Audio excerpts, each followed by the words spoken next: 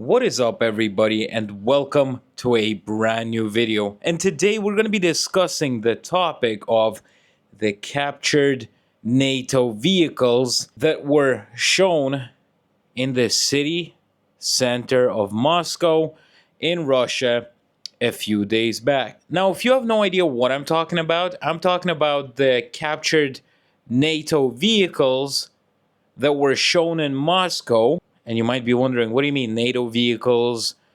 How did they get to Moscow? Well, it's basically the tanks and other vehicles that were supplied to Ukraine to fight against Russia. But before we get into this topic, I really wanted to know, what do you guys do with your kids on weekends? Do you go karting? Do you go shopping? Do you go to a water park? Well, that sounds like a reasonable thing to do on the weekend with your kids. Why not? Or your friends if you don't have kids. Now, in Russia, on the weekend, you go and check out some captured tanks that were captured in Ukraine by Russians and brought back to Moscow. Oh, I don't even know where this is going, but I'm just really glad that I left. Things in Russia is definitely a bit different than in your country. Only in Russia you would take out your kids to check out some captured vehicles that were supplied to Ukraine. Now let's actually check out the footages that were recorded by all sorts of different people in Russia that actually went to this event. Obviously, I couldn't record it because I am in Thailand right now. I left Russia. So let's check it out. Let's see what sort of vehicles they got there.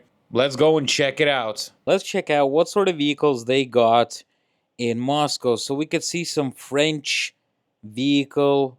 We got some, I'm guessing, Soviet tanks with Ukrainian flags right here. We got the famous Leopard tank, I think. This does look like a Leopard tank right here. We could see the German flag in the background. Obviously, they're going to put a big German flag on it so everybody would know where it came from and who it was supplied to. This is definitely a Leopard tank. I'm not a professional whatsoever, so I'm just seeing a German flag and thinking that this is probably a Leopard tank. Next, we got the American Abrams tank that was also supplied to Ukraine. And this is definitely an Abrams tank because you could see an American flag. And it, from the stories I have heard, it was taken down by an FPV drone. It hit the turret and it exploded. And yeah, that's a story about this tank right here. Obviously, Russian government couldn't not put huge American flags on it so that everybody would know who their enemy is. Now over here we got some sort of a tank, sort of, I'm guessing that this pulls a tank away if it's broken. So this is like a tow tank for tanks.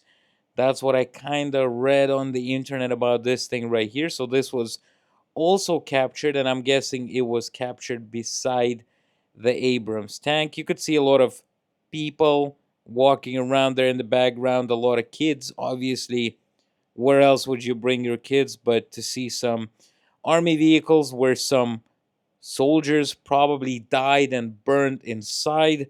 What a nice sightseeing, considering that this is going right now.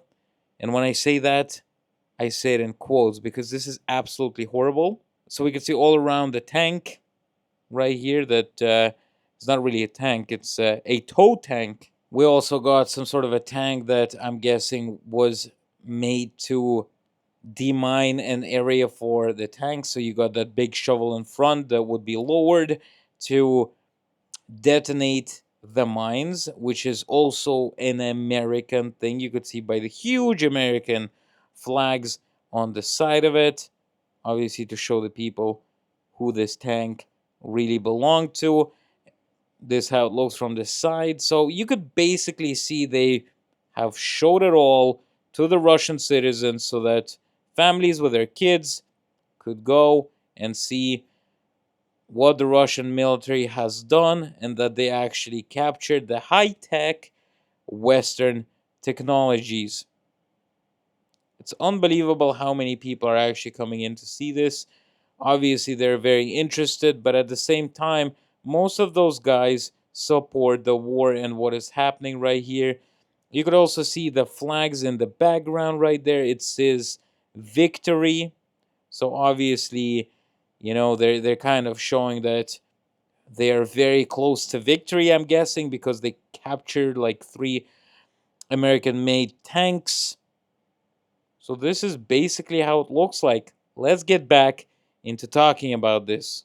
So from this video, we could really see that the Russian government is basically boasting to its citizens, showing how they have captured the most advanced NATO tanks, personnel carriers, and all sorts of vehicles. Now, I'm not the biggest military guy. I have no idea about the Abrams tank, the other German tank, the Leopard tank. I don't know anything about them. I know that they're quite advanced, and there's been a lot of news articles of them being sent to Ukraine and how amazing they are.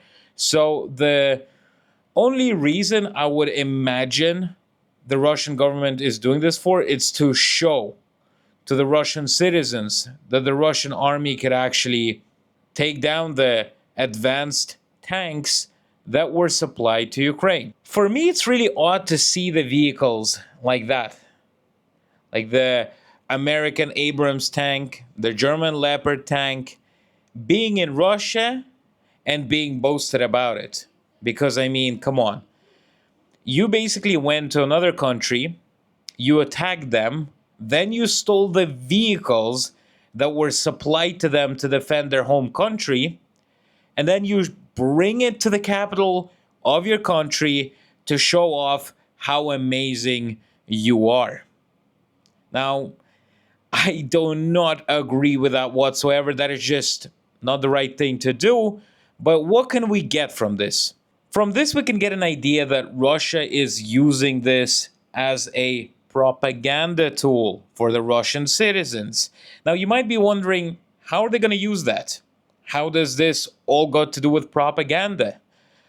The Western news outlets are saying that Russia is using this to show the West of what they could do and that they captured all the vehicles that were supplied by NATO and blah, blah, blah. Do you really think that anybody would get scared because a country captured a few of those tanks, a few trucks, a few whatever? Obviously not. This is only used for internal propaganda purposes only. Now, you might be wondering, why did they just put those tanks now in the city center? Well, the explanation is very easy. This is used as a propaganda tool, and you got to remember that the Russians celebrate the Second World War victory still very bigly in Russia. So you would have parades, you would have old veterans standing around. Let's not talk about the fact that those old veterans are getting a miserable pension and they can't really enjoy their life. Let's just swipe that away, right? But let's show the Russian citizens on how amazing the Soviet army was. Obviously, the Allies have done a great job fighting the Nazi Germany back in the day and winning. But that was how many years? 76, 77 years ago? I'm just getting this date out of my head right now. This is not a celebration type of thing. Most veterans say that they don't really celebrate this day. This is a day for sorrow because they have lost many of their friends, many of their soldiers that were fighting with them. This is not a celebratory thing. Russia used it to show their power, show how big of a military power it is. So that is why they have put those tanks in May, because there's going to be a parade on 9th of May. And as we saw from a previous parade, there was only like one or two tanks, so I'm guessing that they might be using those tanks to kind of show that they have more military equipment now. I don't know. But this is definitely used for propaganda purposes right now, for insider Russia, to show how the evil West, who's helping a country that is somehow attacking Russia and Russia is defending itself. But I don't know how Russia could be defending itself if they were the ones who attacked. That does not make any sense whatsoever for me, but somehow it makes sense to the majority of Russian citizens.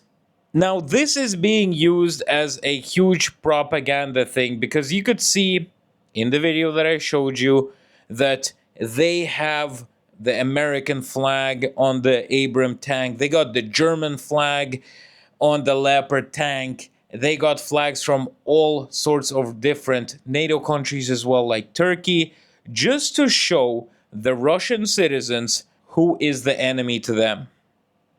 This is what they're doing. So after this, right, after this show off, the boasting of the captured equipment, they are obviously going to be showing that on television. They probably already showed some live translations of the captured vehicles, so now the Russians could see who their true enemy is, and the enemy is supposedly the West. There were also some people happy to see those tanks in Moscow, saying that, oh yes, our soldiers are fighting for Russia, they're defending the homeland. Screw the crew that was in the Leopard tank, in the Abrams tank. It's crazy how much hate some people have. And I just can't believe that all those brainwashed people have so much hate. But the problem is, those people are so hateful because of the situation they're in. Mostly the angry people are the elderly people who are already receiving a massive, magnificent pension of around $200 a month, which you can't really do even any grocery shopping now. Right, Tucker? You saw you spend like how much? 100 and something dollars for some week's groceries, right? So that's half a pension of an old person. So obviously they're angry. Russia blames the West for this. The elderly blame the West. And this is how propaganda works. So the elderly people are going to be telling the younger generation that it is all the West's fault. I don't even know how they explain it to themselves. It doesn't make any sense. The biggest problem in Russia is that the majority of the population have never actually left Russia. They have always been living in Russia. They have never seen how people live in different countries. And that is a very, very big problem. Now, if you don't get to see the world and you live in Russia, you think that Russia is this one magnificent, best economy country, and all around is just the rotted West where they live in cardboard boxes, they don't have food, they don't have gas, they don't have water. That's how many people see it in Russia. And it's unbelievable. Now, this reminds me of my history teacher.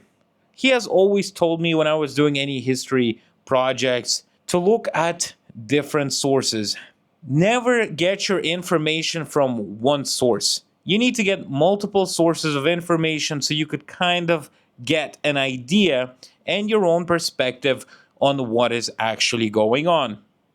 So that word of advice I'm giving you guys to remember, always check your sources and try your best not to get caught in the propaganda, brainwashing, because it happens everywhere, any country.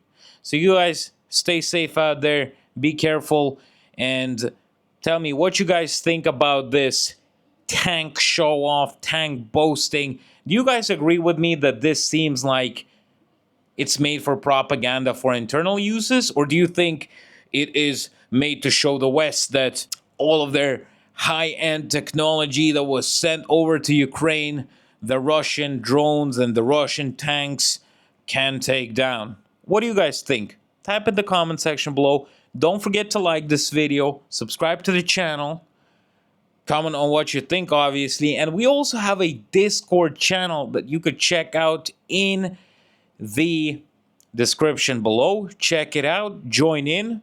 I sometimes hang around, talk to you guys, get your opinions, your ideas. Just a great place to hang out. See you later, guys, and have a good day.